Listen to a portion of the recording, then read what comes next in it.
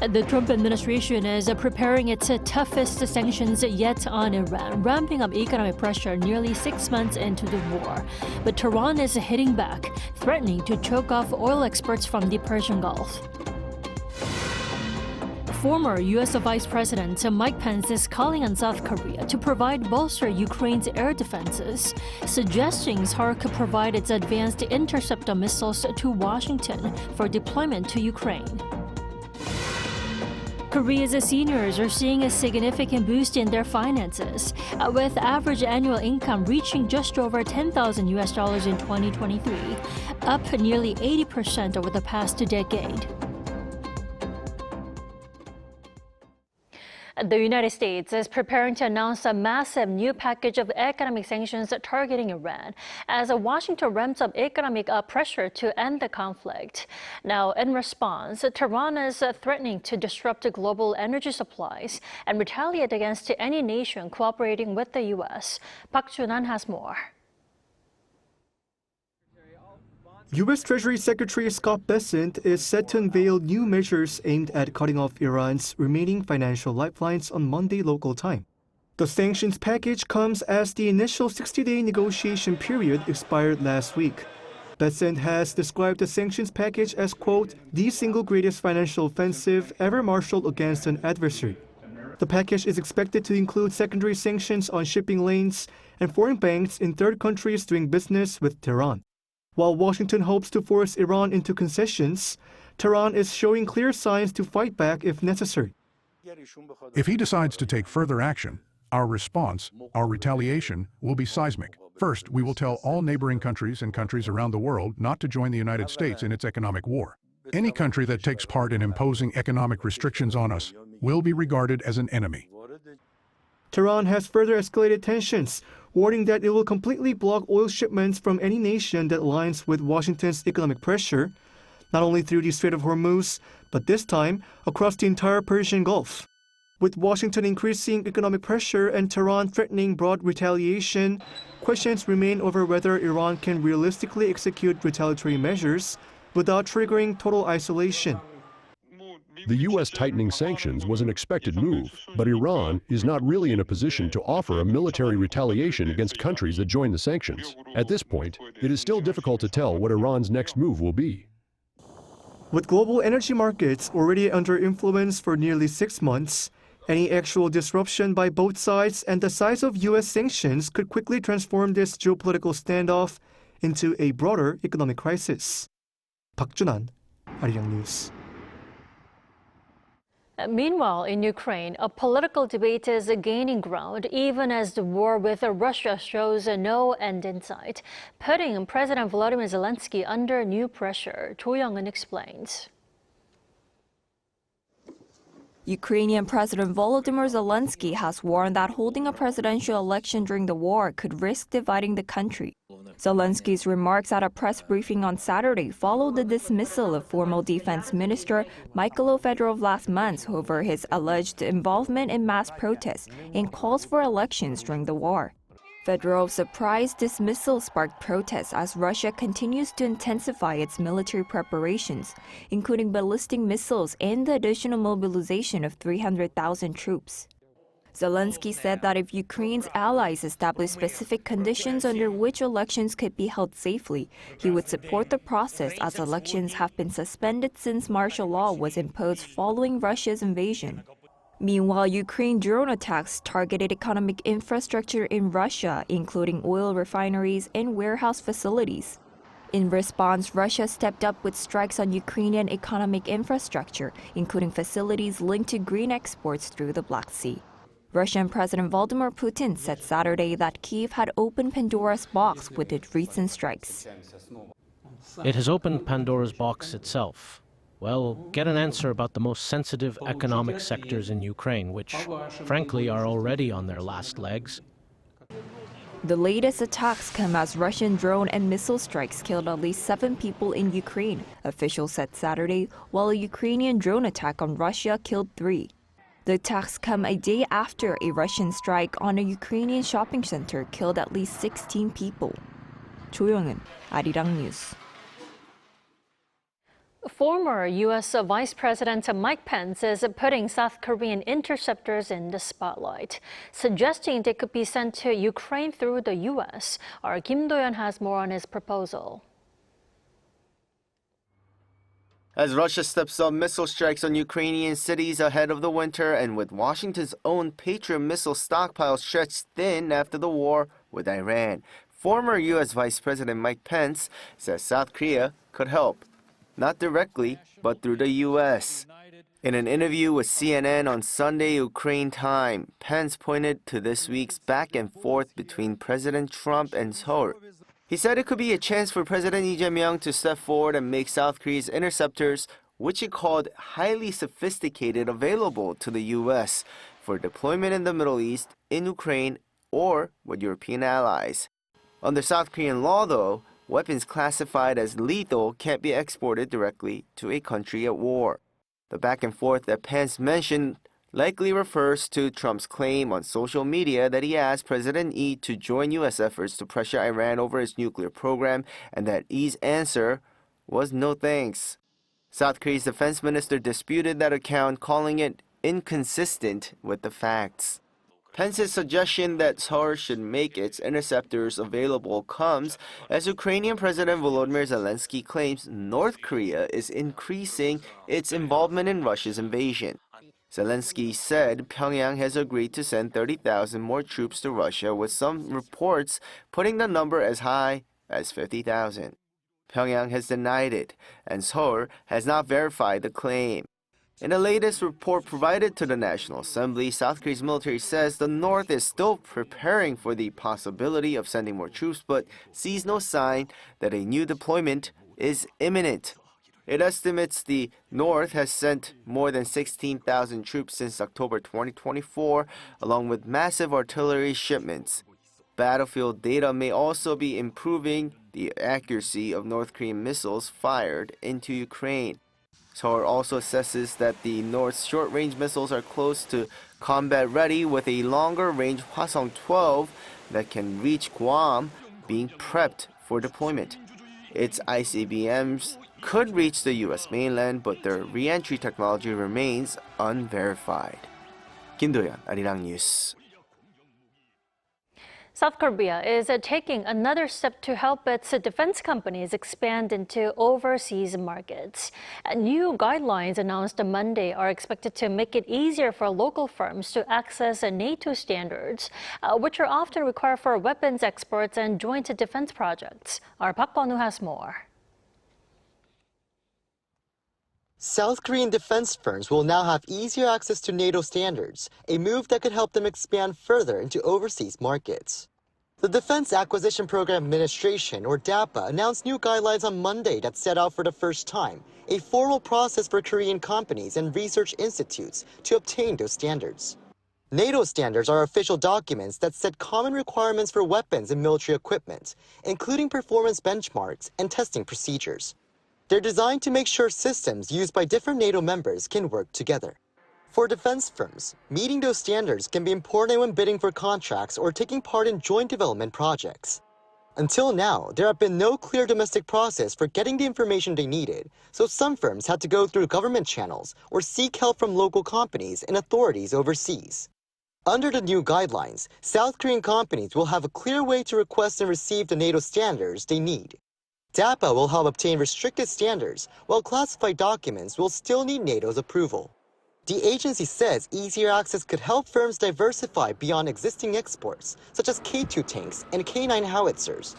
It could also create more opportunities for exports of components and locally produced systems. And the benefits may reach beyond NATO members, as some countries and regions such as South America also require NATO standards in defense procurement. DAPA says the new framework could give South Korean firms faster and more systematic access to the information they need to help broaden the reach of K-defense exports. Park Kwon-woo, Arirang News.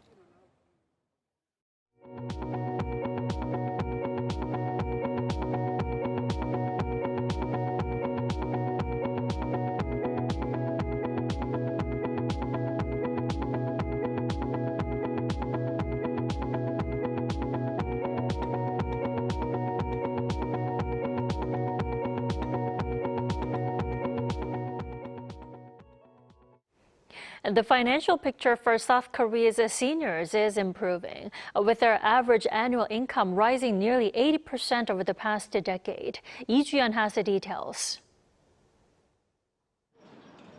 With state pensions growing as a strong financial support pillar, the annual income per elderly individual has been steadily rising. According to a report from the National Pension Research Institute on Monday, the average annual income for Koreans aged 66 and above surged from 5,620 in 2013 to nearly $10,071 in 2023, representing a rise of more than 79% in a decade. Public pension income was one of the primary drivers of this increase. The share of public pensions, including the national pension, the basic pension, and dual benefits, in total senior income rose from 16.5% in 2013 to over 28% in 2023.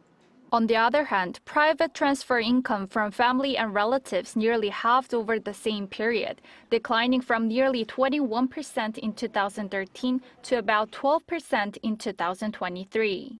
Experts note that the core livelihood structure of Korea's elderly is undergoing a fundamental shift. This time, the structure of retirement income support in Korea has shifted from family reliance in the past to being centered on public pensions. However, significant income inequality persists among different pension recipient groups.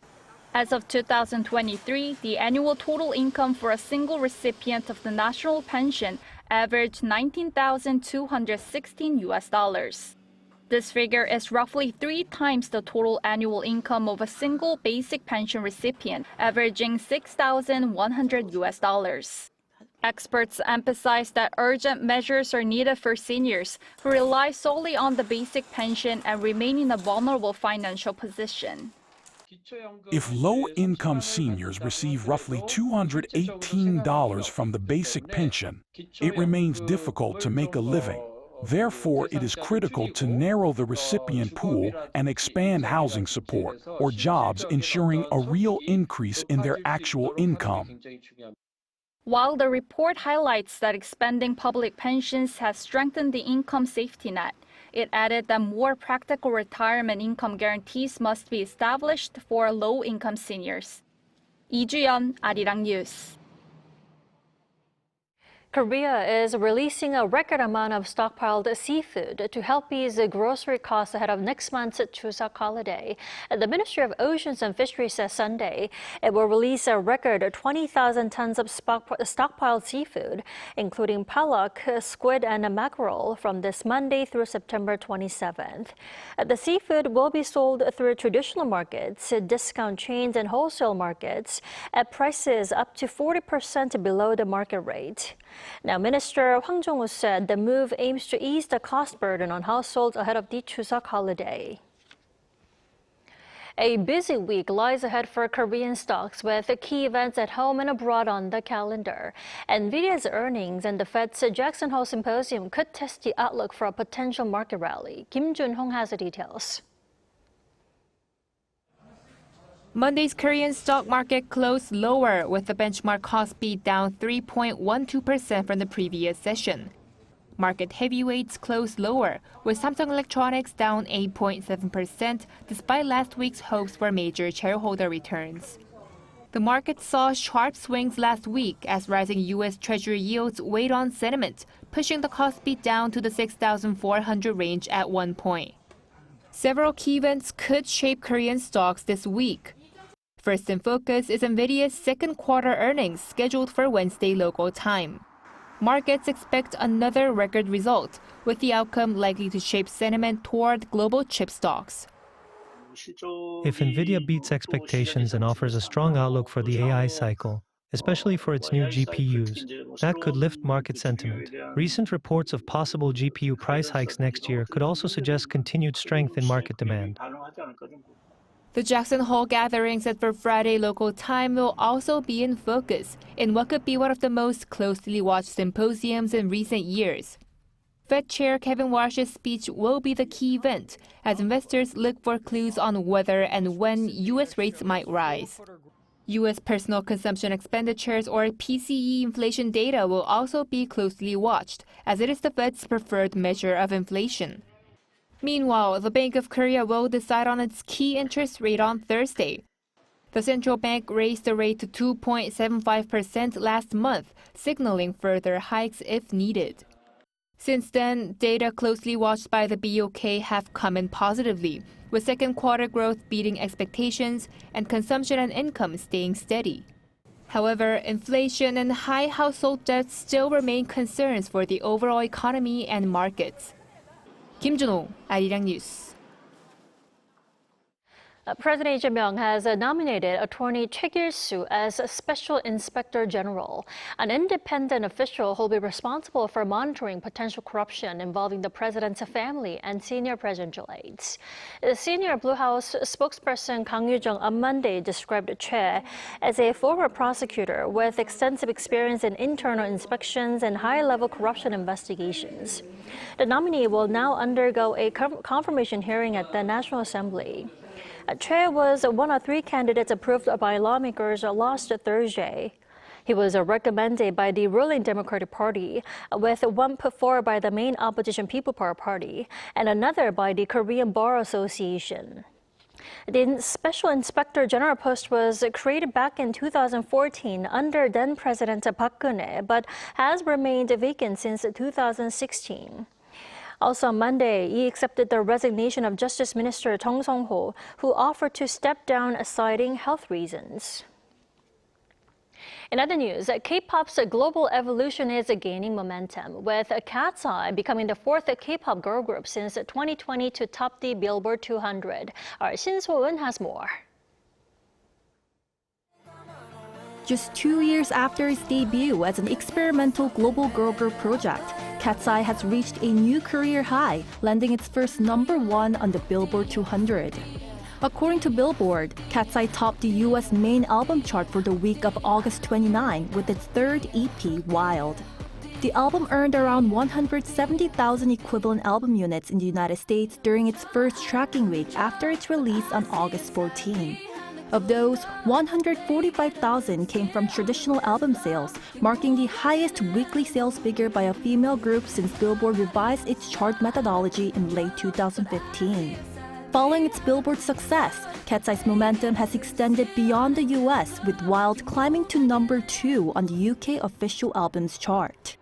The girl group was built around different languages and cultures from the outset, with members coming from the Philippines, the US, South Korea, and Switzerland.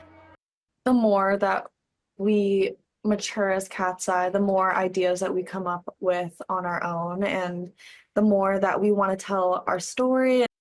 That evolving identity as a multinational K-pop group has resonated with international audiences. The Global Audition project launched by HYBE and US-based Geffen Records gathered these participants worldwide. The Netflix audition series allowed fans to engage with the group even before its debut, following the members' selection, growth, and training. That early connection helped KATSEYE achieve such major success in such a short time.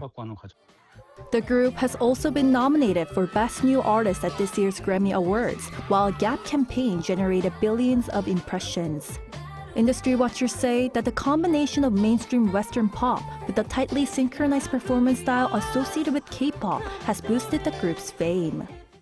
KATSEYE's success also stems from the polished performances made possible by K-pop's rigorous training system. But unlike conventional K-pop groups that simply include foreign members, KATSEYE was built from day one as a multinational pop group. This group will now emerge on the next road through its Wild World Tour in Dublin on September 1st, before continuing across Europe and North America. KATSEYE is turning K-pop's expert model on its head, with HYBE now developing localized groups in markets such as the US and India. Korea is not just generating stars, but exporting training, production, and fan-building systems behind them. Shin So-eun, Arirang News.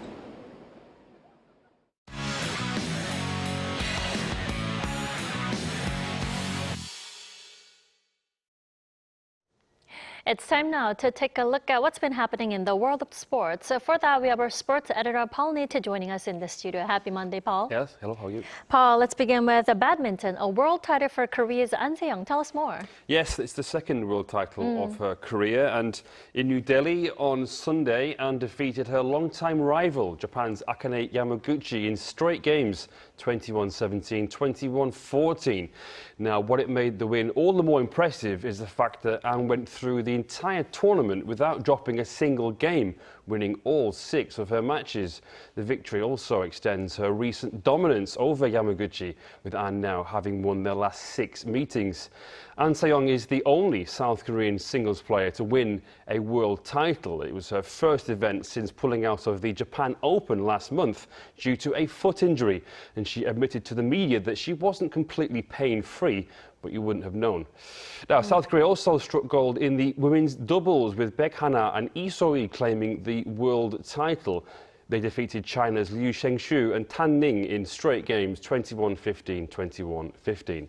It's South Korea's first women's doubles world title in more than 30 years. I see. Now let's move on to golf now. South Korea will have 2 players in the season-ending PGA Tour Championship, right? Yeah, that's right. Kim Chi-yu and Kim Ju-hyung are both through, but they both secured their places in the 30-man field. Kim Chi-yu finished tied for 33rd at the BMW Championship over the weekend, but his strong season meant he still sits 5th in the FedEx Cup standings. He is the highest ranked player in the field without a win this season, and will make his first appearance at the Tour Championship since 2023. Kim Ju-hyung also made it through, finishing tied for 28th. He moves on to Atlanta in 29th, just inside the cut-off top 30. But disappointment for Im Sung-jae. Despite finishing tied for 10th, he can only move up to 37th. That means his remarkable run of 7 straight Tour Championship appearances has come to an end. The Tour Championship begins Thursday at East Lake Golf Club in Atlanta. Well, to football now. An eventful weekend in the K-League, wasn't it? It was, and the standout result was a 7-0 win for FC Seoul. They beat rivals FC Anyang with 5 goals in the first half alone, equaling the K-League record for most goals scored by a single team in the first half of a match since the promotion and relegation system was introduced in 2013. It's a club record win, and one that moves them 13 points clear at the top of the table as they look to win their first league title in 10 years. Elsewhere, in round 24 of the weekend, Incheon United earned a late 1-0 win away to basement side Gwangju, thanks to a late penalty from Stefan Mugosa. Incheon move into the top 6. Gwangju stay 15 points adrift. Daejeon earned a 3-0 home win over Gangwon to stay within touching distance of the top 6. Bucheon FC 1995 beat Pohang Steelers 3-0 to extend their unbeaten run to 6. Jeonbuk, meanwhile, won the Hyundai Derby with a 1-0 victory over Ulsan HD to move level on points with Ulsan. And finally, I understand Team Korea has set an official medal target for the upcoming Asian Games in Japan, right? It has, yes, that's right. The target is 45 gold medals, and the goal is to finish in the top 3 of the medal table. The Korea Sports and Olympic Committee will send 792 athletes across 41 sports, with multiple goals expected from the sports that you'd expect, including archery, shooting, taekwondo, badminton, judo and fencing. Korea will also be chasing a 5th straight baseball gold and a 4th straight men's football title. The games begin in Nagoya on September 19th. Exciting. Great stuff as always. Thanks for that, Paul. Thank you.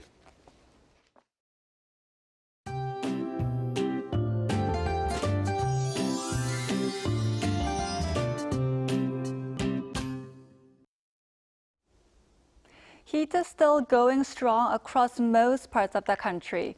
That's because the North Pacific High has expanded further northward, bringing more hot and humid air with it. And that intense daytime heat will linger well into the night. Seoul saw tropical night conditions again for the first time in 9 days, and the overnight heat will stick around tonight. Meanwhile, showers will develop across the capital area, Gangwon-do and northern Chungcheongbuk-do provinces from tomorrow morning as the atmosphere becomes increasingly unstable. In terms of how much rain, 5 to 60 millimeters are expected. And because these are showers, rainfall can vary quite a bit, even within the same area, so it's a good idea to keep an eye on the latest weather updates. Tomorrow, Seoul will start the day at 25 degrees, Daegu 24, and Busan 26 degrees. Then by the afternoon, Seoul will get up to 32 degrees, Daegu 35, and Gwangju will soar to 34 degrees. With the last stretch of summer ahead, be sure to stay on top of your health. Now here's a look at the weather around the world.